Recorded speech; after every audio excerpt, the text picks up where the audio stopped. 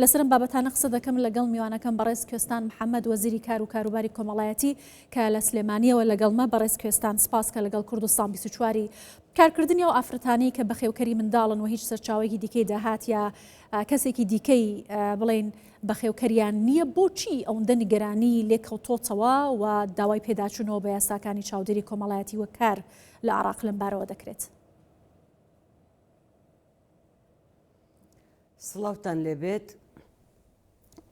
ڕاستە لە عێراقی فیدراڵ زیاتر لە 5 ملیۆن خێزان پارەی چاودێری کۆمەڵایەتی وەرەگرن، بەڵام بەپێی ئەو ڕێژەی کە ڕێژەی هەژاری لە ساحەڤەیە و ئەو ئامارەش کە زیاتر لە 911,000 ژنی بێهاوسەر هەیە کە مناڵەکانیان بەخێوەکەن، ئەمە مەترسیدارە بۆ کۆمەلگا بۆ ئەو مناڵانە کە ناتوانرێت پەروەردەیەکی باش بکرێن و لە دوا ڕۆژە ببنە پیاوی دوا ڕۆژ بۆ بەڕێوەبردننی کۆمەلگا.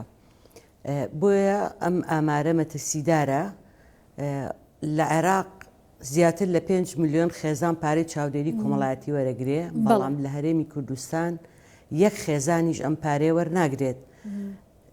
پێشتر 88,000 خێزانیش لە هەرێمی کوردستان پارەی چاودێری خێزانی وەرگرتووە، بەڵام لە مانگی نۆی 2005 کۆتا موچیان وەرگرتووە و بەهۆی قەیرانی داراییەوە ئەم پارەیە لە هەرێمی کوردستان بڕاوە کە نەکرد لە عێراق. لە هەرێمی کوردستانیش ڕێژەیەکی زۆری بێکاری، هەژاری و ژنی بێهاوسەری شەیە جامێردەکەی جابۆتەوە لێی یا کۆچی دوایی کردووە کە ئەمانە هیچ سەرچاوێکی داهاتیان نییە. باشە بەڕێز کوێستان، ئەو پارەی کە لە بودجەی 3 ساڵی عێراقدا لە یاسای بودجەدا دابین دەکرێت بەشی چاودێری کۆمەڵایەتی نزیکە بێتەوە لە 7 تریلیۆن دینار کە لە ماوەی ڕابردووشدا بڕێکی زۆری لە سندوقی چاودێری کۆمەڵایەتی عێراق دیار نەما بوو. لەو بڕە پارەیە کە بۆ بودجەی چاودێری کۆمەڵایەتی دابین دەکرێت، عێراق هیچ پشکێک بۆ هەرێمی کوردستان دابین ناکات؟ نەخێر، خۆ دەزانی کە وەزارەتی دارایی عێراقی فیدراڵ تەنها موچە ئەنێرێ بۆ هەرێمی کوردستان. موچەش خۆ دەزانی ئەوە شێوازی ناردنی موچەکەیە، جگە لە موچە هیچ جۆرە بودجە و پارەیەک نانێرێ بۆ هەرێمی کوردستان. بۆیە ئەمە بەڕاستی پێشێلکردنی مافی ئەو خێزانە هەژارانەیە کە لە هەرێمی کوردستانن. ئێمە چەند جارێک ئەم بابەتەمان لەگەڵ وەزیری دارایی عێراق، لەگەڵ وەزیری کاری لە ئەم کابینەی کە ئێمە وەزیر بووین، 4 وەزیری کاری عێراق گۆڕاوە، لەگەڵ هەر 4 وەزیری کاری عێراق دانیشتوین، ئەم بابەتەمان لەگەڵ باس کردوون. پێماوتون هەژارێک لە زاخۆ لە خانەقین هەتا بەسڕا وەکیەکە ئەم هەژارانە پێویستە چۆن هەژارێک لە بەسڕا لە بەغا سوودمەند دەبێت لە بودجێ گشتی، پێویستە لە هەرێمی کوردستانیش ئەم خێزانە هەژارانە سوودمەند بن لە بودجێ گشتی. تاوان قسەکانمانیان سەلماندووە بتوانە بەڵێ وایە مافی خۆتانە، بەڵام نەچۆتە بواری جێبەجێکردن و هیچ چەنگاوێکیان بۆ جێبەجێکردنی نەناوە. بەڵێ جەنابتان وەکو وەزیری کار و کاروباری کۆمەڵایەتی داوایەکتان ئاراستی ئەنجومەنی ئابووری عێراق کرد بۆی کە یاسای چاودێری کۆمەڵایەتی لە عێراق لە هەرێمی کوردستانیش جێبەجێ بکرێت، بە تایبەتی بۆ خاوەن پێداویستی تایبەت و ئەو کەسانەی کە یاسای چاودێری کۆمەڵایەتی دەیانگرێتەوە، بۆ نمونەوە ئافرەتانەی کە کار دەکەن و سەرچاوی دیکەی داهاتیان نییەوە لە چوارچێوەی وەزارەتی کار و کاروباری کۆمەڵایەتیدان. ئایا هیچ وەڵامێک دراوەتەوە ئەو یاسایە لە هەرێمی کوردستان جێبەجێ دەکرێت؟ نەخێر، خۆی ئێمە لە کۆبوونەوەی ئەنجومەنی ئابووری چەند خاڵێکمان خستە ڕوو. یەکیشیان تۆمارکردنی کەمەندامی نوێ، دووەم بەرزکردنەوەی هاوکاری کەم ئەندامان لە 150 بۆ زۆر زیاتر لەوەی کە ئێستا هەیە.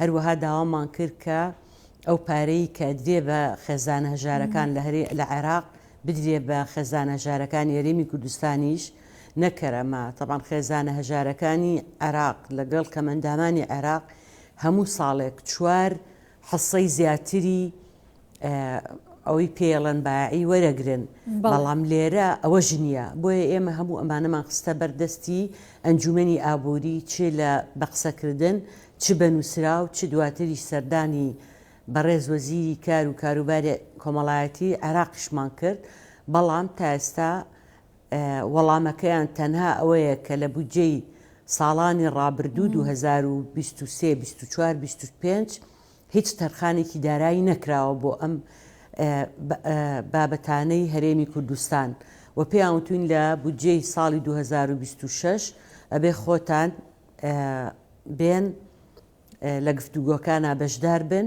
و وا بکەن پەرلەمانتاران لە کاتی مناقەشە و پەسەندکردنی بودجە تەرخانی دارایی بۆ ئێوەش بکەن.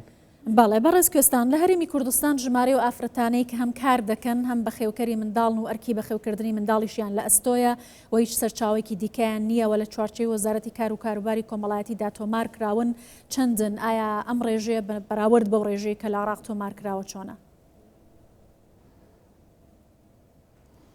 خۆی پارەی تۆڕی پاراستنی کۆمەڵایەتی پێشتر تەنها بۆ ژنی بێهاوسەر نەبووە، حەوفی ئەبووە. ژنی بێهاوسەر کچێک کە تەمەنی هەبوو بێ و زەواجی نەکرد بێ و کەس نەبوو بێ بەخێویکە بۆ بێوە پیاو بۆ ڕەبەن، هەروەها بۆ ئەو خوێنکارانەی کە هاوسەرگیریان کردو و هێشتا قوتابین هیچ سەرچاوەیەکی داهاتیان نییە لەگەڵ ئەوانەی کە نەخۆشی درێژخایانیان هەیە. وە گوتم لە مانگی نۆی 2015 ئەم پارێ بڕاوە. ئێمە زۆر هەوڵمان نا. من لە ساڵی 2019 چوومە تەلای بەڕێز سەرۆکی حکوومەت ئەم بابەتەم لەگەڵ باس کرد، وتی ئێوە بڕۆن ڕێکارەکانی خۆتان بەردەوام بن، بەڵێن بێ هەر کاتێ بارودۆخی دارایی هەرێمی کوردستان بەرەو باشی ڕۆی ئێمە جێبەجێەکەین. بەڵام خۆ دەزانی لە هەرێمی کوردستان تا ئێستا هەر قەیرانی دارایی هەیە و لە دوای ئەو بەڵێنەی بەڕۆز سەرۆکی حکوومەت خۆ دەزانی کۆرۆنا هات، کەرەنتینە بوو. ئێمە لەو ماوەیەی کەرەنتینە و ئەو قات و قڕیە توانیمان جارێک 250,000 پاکێج خواردن بین بە 250,000 خێزان، دوایی 14 ملیار بین بە 140,000 خێزان، دواتر 350,000 پاکێجی کە دابەش بکەین. ئەمە هی حکوومەت خۆیەتی. دواتریش لە ڕێی ڕێخوار و ڕێکخرا و خێرخواز و ئەوانەوە بە بەردەوامی هاوکاری خەڵکی فەقیر و کەمەندامان و ئەوانەمان کردووە. بەڵام ئەوەی ئێستا لەبەردەستی تەبان ئێمە ڕێکارەکان بەردەوام بووین، سیستەممان ئامادە کرد، بەڵام بەداخەوە پەسەند دەکرا. ڕێنماییمان ئامادە کرد، ئێستا ڕێنماییەکە لە ئەنجومەنی وەزیرانە، چکەمە پێویستە ئەنجومەنی وەزیران پەسەندی بکە لەبەرەوەی پابەندی دارایی هەیە و هەروەها ئێمە ناوی خێزانە هەژارەکانمان نووسیوە، نەک تەنها ئەو ژنانەی کە هاوسەریان نییە، چکە ڕەنگە خێزانێکە بێ جیاژ نەبوو بێتنەوە، بەڵام خێزانەکە زۆر هەژارن. لای ئێمە 205,000 خێزان تۆمار کراوە. ئەم 205,000 بە شێوەیەکی ڕێکوپێک سەردان کراون و تۆمار کراون کە ژیانیان بڵێ داهاتیان لە خوار هێڵی هەژاریەوەیە کە پێویستە لە تۆڕی چاودێری کۆمەڵایەتی وەکو عێراق جێبکرێنەوە و موچەیەکیان هەبێت. باشە بەڕێز کوێستان، بۆ جێکردنەوەی ئەم خێزانانە لە تۆڕی چاودێری کۆمەڵایەتی لە عێراق هاوکات جێبەجێکردنی یاسای چاودێری کۆمەڵایەتی هاوشێوەی عێراق لە هەرێمی کوردستان، ئێوە چ ڕێکارێکی دیکە دەگرنە بەروایە حکوومەتی هەرێمی کوردستان لە ڕێگەی وەزارەتی کارەوە چەندە هەوڵی داوە بۆی کە ئەم بابەتە بچەسپێنێتم پێشێلکاریانە بەرامبەر بە هەرێمی کوردستان نەمێنێت؟ ئێمە وەک باسم کرد 205,000 ناوەکەمان نادۆتە ئەنجومەنی وەزیران. طبعا ئەنجومەنی وەزیران ئەبێ ئاراستەی وەزارەتی دارایی هەرێمی بکە، وەزارەتی دارایی هەرێم ئاراستەی وەزارەتی دارایی عێراقی بکە. ئەوەی گرنگە لە کابینەی لە پەرلەمانی داهاتوو یاساکەی تۆڕی پاراستنی کۆمەڵایەتی پەسەند بکەن، یعنی ئینفازی بکەن لە عێراق. من خۆم ئەم 4 ساڵەی کە پەرلەمانتارەکان لەگەڵ چەند پەرلەمانتاری قسەم کردووە، پێم وتومەیان ئینفازی بکەن یان خۆتان پرۆژە یاسایەک ئامادە بکەن بۆ ئەوەی ئەم پارەی تۆڕی پاراستنی کۆمەڵایەتیە هەرێمی کوردستانیش بگرێتەوە، بەڵام بەداخەوە نەیان کرد. بۆیە ئەبێ لە پەرلەمانی داهاتوو یا یاساکەی عێراق ئینفاز بکرێت، یان ئەبێ خۆیان یاسایەک پرۆژە یاسایەک دابڕێژن و پەسەندی بکەن. ئەمە خاڵێک.